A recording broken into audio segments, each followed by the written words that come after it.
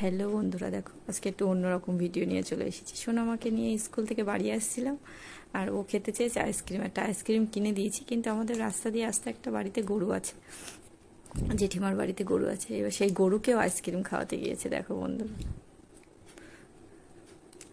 দেখো অনেকবার বারণ করেছি, তাও শুনবে না। দেখো, আর গরুটাও খাচ্ছে, ওপর দিয়ে ফেলছে। ও খুব মজাও পাচ্ছিল, আমার তো দেখে খুব মজা পাচ্ছিল। তা ভাবলাম ভিডিওটা করেই নিই। আর সোনামা কেমন মজা পাচ্ছিল? আমি ভালোই লাগছিল। প্রথমবার গরুকে আমি আইসক্রিম খাওয়াচ্ছি, খুব ভালো লাগলো।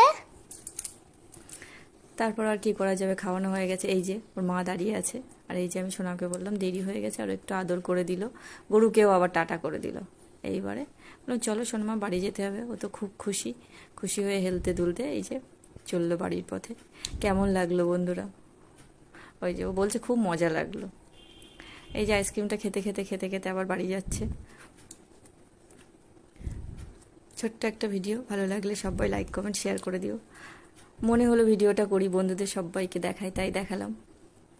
Tata bye. ছোট্ট একটা ভিডিও, ভালো লাগলে সবাই লাইক কমেন্ট শেয়ার করে দিও কিন্তু। এই যে টাটা।